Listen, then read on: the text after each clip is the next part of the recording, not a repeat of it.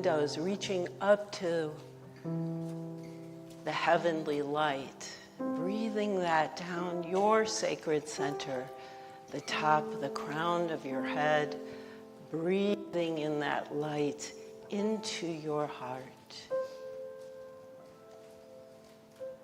And connecting with your heart, starting this meditation by connecting with your heart and asking it the truth of what from your highest soul's truth would be your intentions for you right now. For a new story, the truth story, your authentic truth.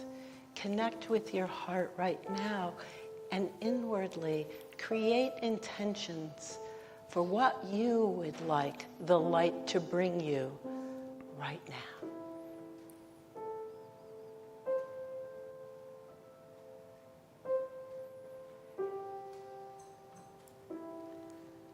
Bringing in that light, that deep light that connects you to the power of the earth. Breathe into the light of your intentions, allowing them to breathe. Breathing life into those intentions of a new story, free from the weight of what's held you down. Living into the God light. Letting that God light energy expand in you so that you feel your heart expanding and beating in your whole chest. And that light warming your whole chest. Freeing any muscle tension. Feeling your shoulders drop as you breathe in and let go of any stress, worries, or tension. Letting it go, letting it go.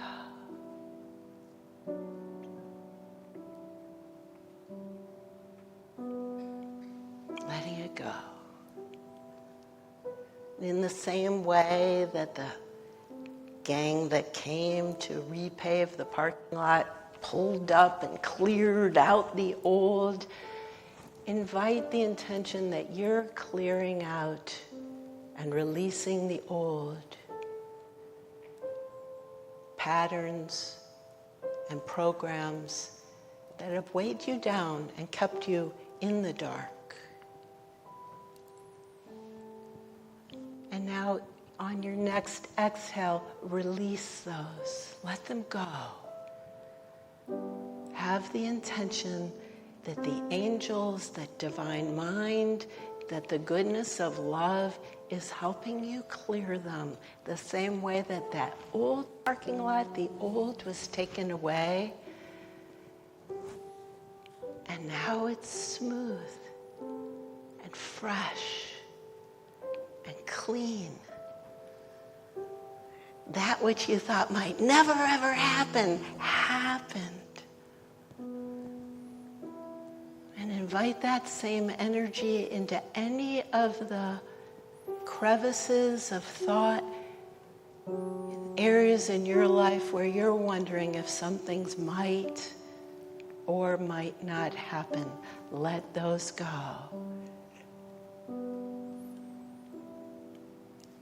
Bringing in the light from the heavenly realms and letting it smooth the crooked. Bringing you ease into your mind. Breathing in ease for your dear heart. And welcoming new ease and harmony in your life.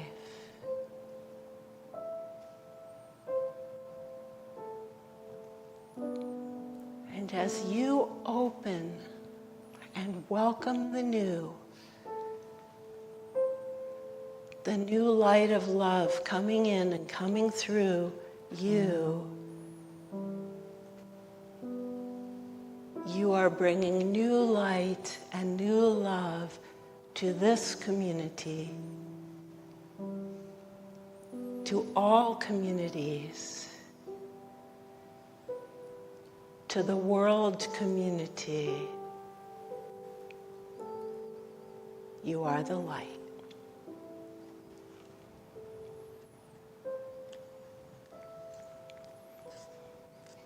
So keep breathing in that light, opening to the light as we go into the silence. Allow the light to speak to you.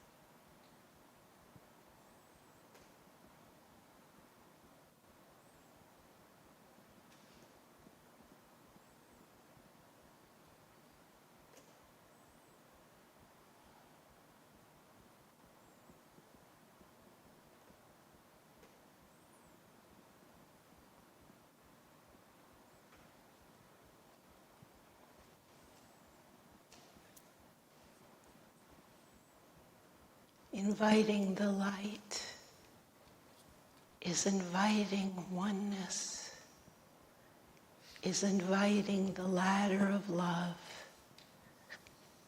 to bring you peace. Feeling the peace in this room, bringing it back to the room. Take notice of your body. Take notice of the room. And welcome back.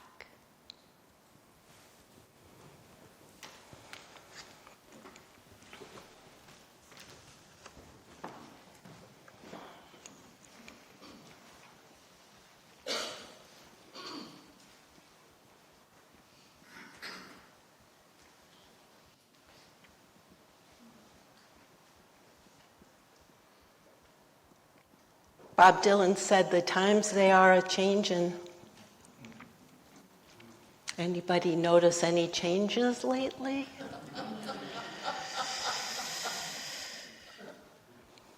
I was speaking to Nancy this morning. When I come here, we tend to converge and find out the energy. And we both agreed, we're all carrying something at this time, aren't we?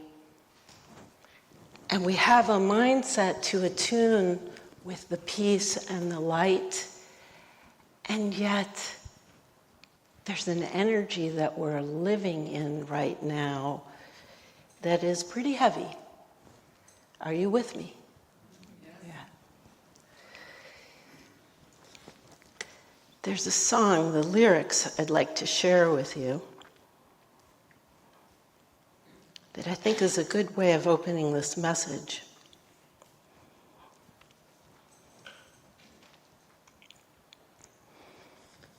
And it goes along with the 2025 mantra you guys created. It says, it is time now. It is time now that we thrive. It is time we lead ourselves into the well. It is time now, and what a time to be alive. In this great turning, we shall learn to lead in love. In this great turning, we shall learn to lead in love. And this is by Carisha Longacre of Mamuse. Their song is We Shall Be Known.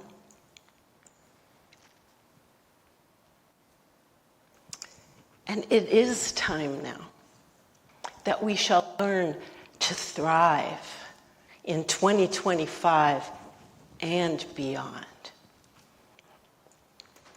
Now, we are all carrying something, and that something has a frequency that weighs us down. And so we come to unity to learn how to connect with that, fill more frequency that brings us into unity with divine mind. And we also want to acknowledge the world we live in today, which is divided. It's separated. And I know even as I say those words and the pictures of what's going on in the world come into my mind's eye, I feel helpless. Like, what can I do? And I feel helpless. Are you with me? Do you feel this too? And we're also trapped all over the world in this my side versus your side mentality. And it's like the ultimate separation, like I want to say the parting of the Red Sea, except that it's the parting of you and me and you, and us and them. And what's so interesting is how both sides, no matter where you are, believe they are attuned with the good, with the highest good, that their side is smart and the other side is dumb. You know, everything that one side thinks is the greatest and how this is the only way, the other side thinks exactly the same. So they're united in that way. Do you understand what I'm trying to say? It's like crazy. It's like, oh my goodness. And so some of the things I'm going to say today, I'm just speaking from my heart. They're just my thoughts, where I'm coming from. And you may agree with me, you may not. And that is okay. Because each of us, because there is only one expert in this room. There is only one expert in this room. There is only one expert in this room. And who is it? It's the person sitting next to you. They're the expert. The person sitting next to you. No, it's you. You're the only one that knows what's right and true for you. So I'm going to share some things. You may agree with me. You may not. We'll love each other anyway. Is that okay? Okay. Because I love you. You get that, right? Let me try that again. I really love you. Thank you. And I think mostly that you received my love. Thank you very much. I appreciate that. I do. So, as we know in unity, we can't reach to change what's on the outside, or we could try, but a lot of the change that happens on the outside begins on the inside. And so, all that division we see on the outside, this side, that side, the war, the drama, the trauma on the outside, I like to think of it, I'm just trying to be nice, it's a mirror of what's on the inside of us. Because on the inside of us, there are things we say to ourselves, which some people could say we're having a war within ourselves. Every time you say, I'm not good enough, or I should have done this, or I did that wrong again, or shoot, typical me, I screwed that up, or, all those inner words. And there are times, dark times where, for me, there are dark times where I'm really upset and think nothing is ever going to change. It's, the worst. I guess what I'm really just trying to say is there are times deep within me where I am beating the heck out of myself. I don't think any of you do that, ever. But if you do, it is a war between me and me. And so we have been born in such interesting times because we have done so much, Unity folks have done so much work to let go of the trauma and the drama and to build good boundaries, to live in peace and harmony, to emanate peace and harmony. And still there's the shadow within. Well,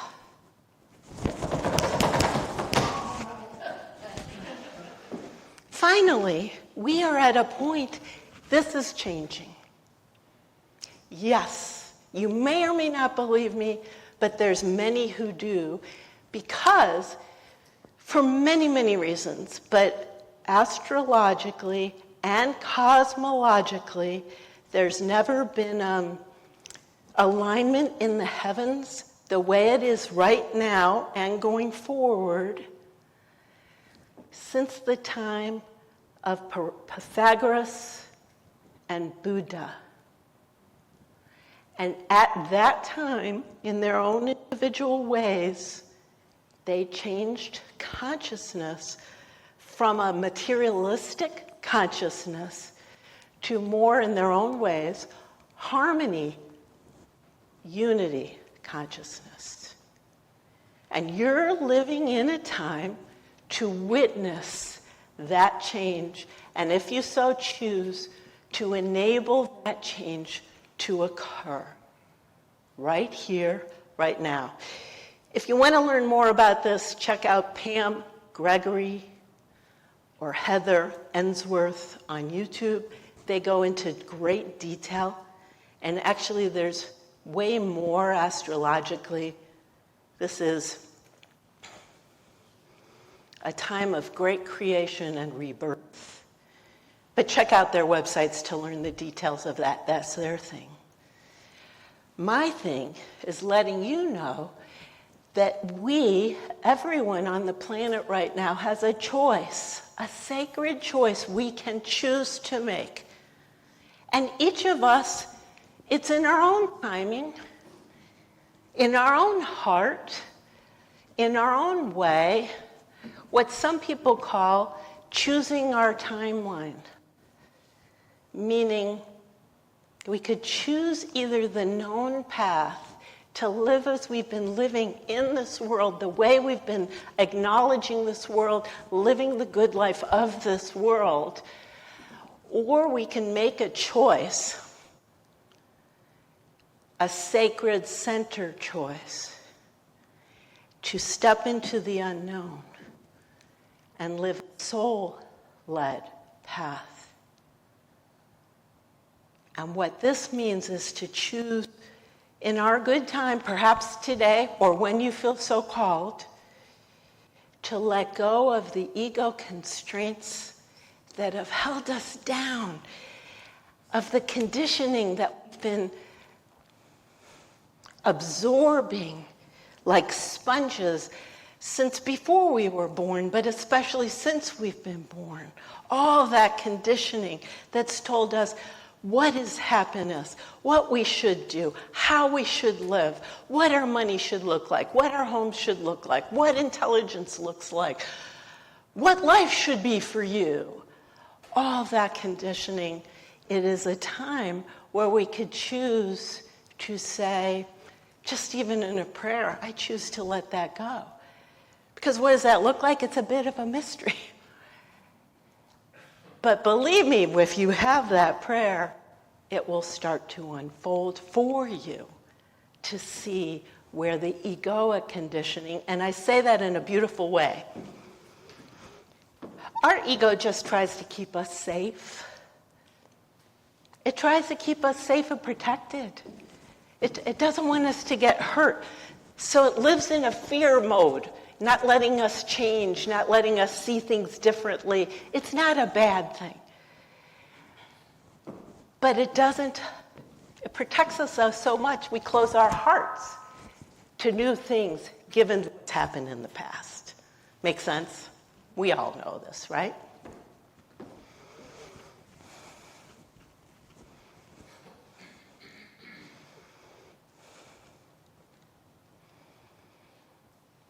So here's an example. You guys know I'm a coach. I have a coaching client named Pamela. Pamela has family challenges. She's got a wonderful husband. I mean, she loves him so much. And she's got 2 great boys. She loves them so much. And one of her sons married a wonderful daughter-in-law that she loves so much.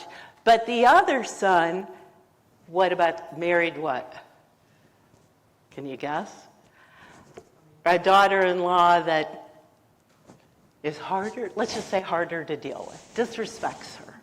And so she's so frustrated by the daughter-in-law, the second one. And she was very nervous. She came to me because there was going to be a birthday dinner, and they were all gathering together. And usually what happens is the daughter-in-law, the one that disrespects her. Let's call her, give me a name. What should we call her? Susie. Call her Susie. Okay. Susie. So give an example about Susie. Pamela gave Susie a beautiful designer dress to wear out one night. Designer. Susie returned the dress with makeup all over it, didn't clean it, and Pamela, the mother-in-law, saw online that Susie didn't wear the dress. She lent it to her best friend. So here Pamela gets her designer dress back stained and has to spend umpteen dollars taking it to the dry cleaner. Susie never even apologized. Disrespectful. So they were getting ready for a birthday dinner, and Pamela's saying to me, you know, the thing is, I know she's going to come to that dinner. She's going to take my other daughter-in-law, who I love to talk to, I love to hang out with, and she's going to dominate the whole conversation.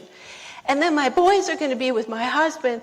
They're going to be talking about business, and I'm going to sit there all by myself the whole time. And I don't want that to happen. Isn't that how it is, you know? We have a whole story of our head, and we've been through it before and before. We don't want to see it again. So Pamela said, but I know what I'm going to do. I'm going to go get there early at the birthday party, and I'm going to sit right between the 2 daughter-in-laws. So I'm right in the middle of the conversation. You should see Kathy's face, right? Why not? Why shouldn't she do that? Why not?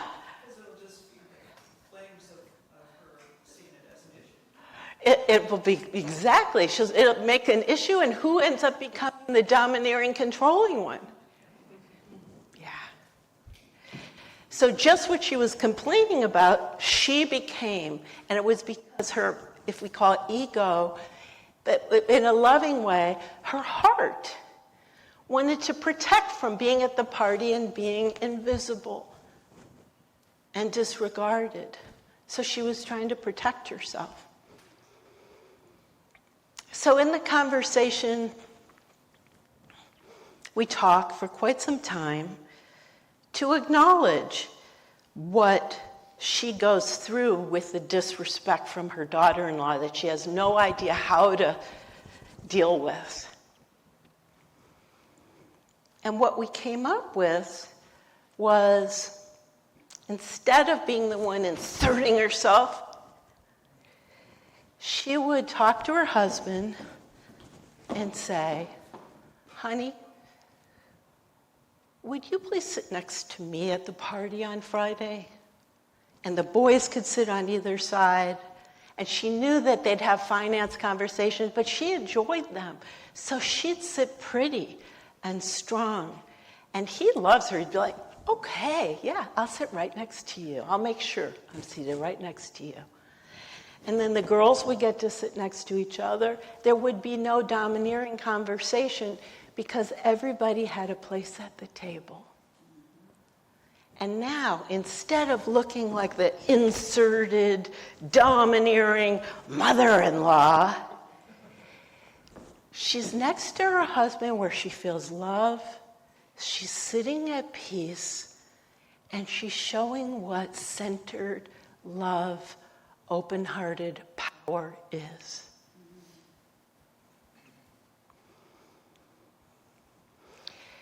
We have been spending years working on the dramas and the traumas, clearing and purging, clearing and purging. Spirit says, you've done great. Now it's time to say, let me shed all that. Let me let it go. Because there's a lot of help for you now to align with being. You're empowered, open-hearted, loving, centered divinity, no matter where you are. With a new story, your authentic story, that you are loved. With your story, a new story, that you fit in and are strong, successful, wealthy, and that your body can regenerate and feel better. That you can live in peace and harmony, and that we can live in a world of peace and harmony. Oh my God, these words are such a stretch.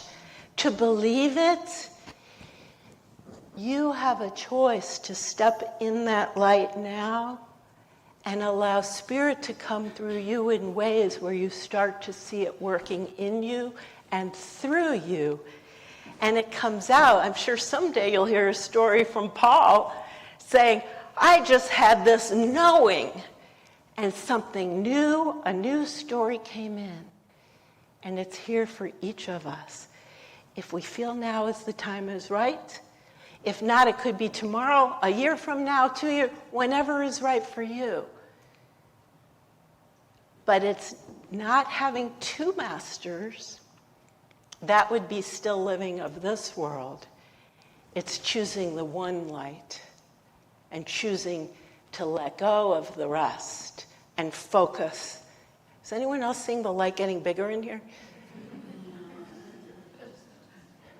Focus on that. And what brings that in with the food we eat, with the people we speak to, with the music we listen to, with the places we go and the things in our home.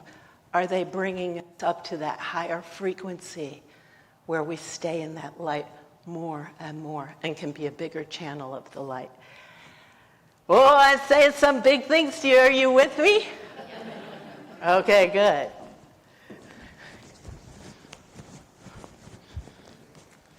See what time it is. Oh boy. All right. So real quickly, I just want to tell you about judgment, because the whole thing of my side and your side is judgment. One side judges the other side judges the first side.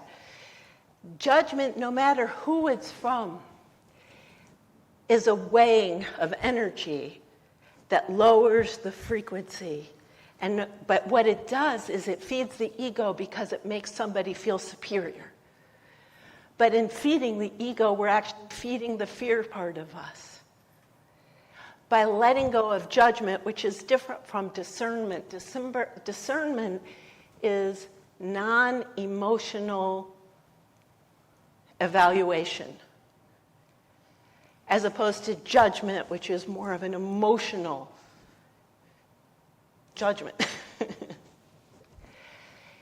But when we judge another or ourselves, we are weighing us into the frequency of the lower consciousness.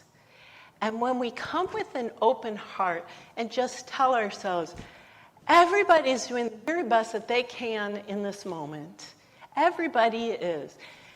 We may not agree with them, but each person is doing their very best that they can, and they believe they're doing the right thing. And so if we could just have that open heart, and when judgment comes in, feel that energy, and then say to oneself the Ho'oponopono.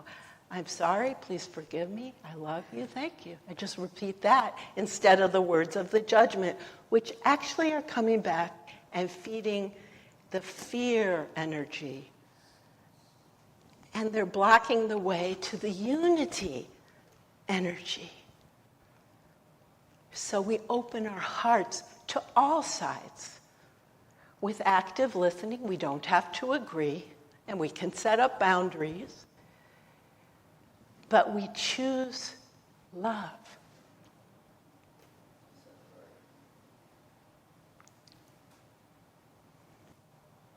To separate. We choose love for unity. Judgment constricts and separates. Love unites and lifts to higher consciousness. And so we start to create this new story of a world where there's all opinions are welcome and there is no judgment. Of a world where people live in peace and harmony. Of a world where children are allowed to grow up, not just for reading and writing, but for whatever talents they have are nurtured. That all children are fed and go to bed with full bellies. That we walk around and see that our planet is loved and nurtured and nourished. Where we feel welcomed and belonging everywhere, no matter where we are. These words seem so like John Lennon. But I'm not the only one, and the more we send that vibration out of this world of peace and harmony, the more we choose that light. There are spirits, this is the time is now. Andrea Garcias, the poet laureate, said, love is the ladder to higher consciousness. And we all have a choice right now of what we're focusing on.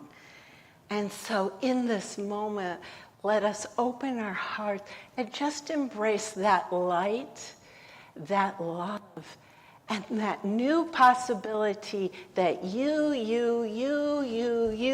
all of us, and everyone can live in ease, wealth, health, regenerated health, love, peace, and harmony.